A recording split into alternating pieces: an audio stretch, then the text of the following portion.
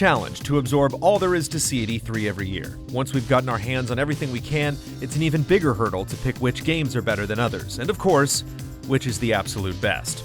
Our primary criteria are diversity and playability.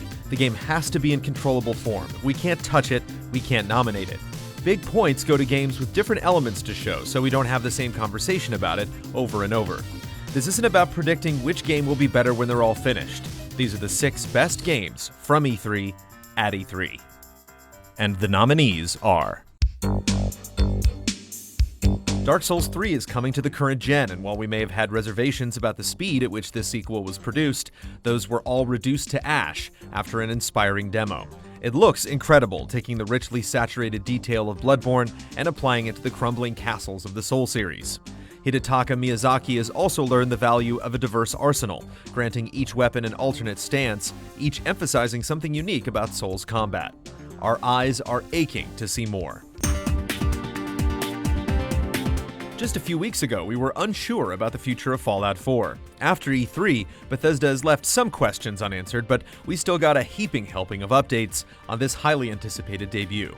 We got to see how our character's quest begins, how our faithful pup will work in gameplay, and how to customize our own small town out of scrap we dig up in the wasteland. After seeing it at 2 press conferences, it's obvious that Fallout 4 will be the biggest game in the series so far. We were not prepared for the brutal precision of For Honor, but after the doors of E3 closed, it's all we could talk about. It's not often you see a game announced that's playable and looks as good as this does. The battlefield is bursting with life, and each sword swing is so convincingly animated that you know who's won or lost before blood has been spilled. It plays unlike any other action game at E3, which isn't said often, and the matches are the perfect length to make you want to keep queuing up again and again. Halo is usually a guaranteed blockbuster, but it wasn't really on our radar before the show. The single and multiplayer offerings of Halo 5 Guardians put the franchise back in orbit for us, especially the frantic new mode Warzone. It's accessible and speeds up the best parts of other online modes, but still requires teamwork to dominate. There's still a lot we don't know about the story, but several new soldiers joined the party on both sides, making it look like everything about Halo this year got plenty of attention. We've fought impossible machines in post-apocalyptic forests before, but there's something about the world of Horizon Zero Dawn that's captivating. Maybe it's the unusual design of the various monsters roaming the open world, or the varied attack patterns the tougher ones employ, or the various traps and weapons at your disposal, whether you bring them into battle or rip them off the target's frame. Judging by the distant mountaintops, there's still much of this world left to see, but for now, there's plenty left to analyze from this stellar debut.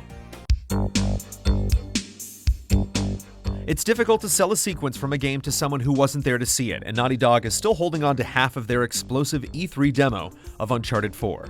But until everyone else sees how Nate manages to survive this incredible chase, we'll have to keep talking about it. The action moves so fast, your eye only has an instant to take in an artfully assembled marketplace before it's completely decimated. It's not just the visuals, it's the performances, the writing, the weapon swapping, and the seamless transitions between modes that make Uncharted stand out at every E3. And the winner is... Judging by how much there was to say about Fallout 4 at E3 this year, we're not surprised Bethesda held their first press conference. Fallout 4 was more than capable of holding our interest for almost a third of the event. After seeing more combat at the Xbox briefing, we realized we got more of Fallout 4 than most other games available, and everything we got was good. We were teased with areas we can't wait to explore, and modes like base building that we fully expect to get lost in for hours. And we haven't wanted a pre-order bonus like we're legitimately craving that Pip-Boy in a long time.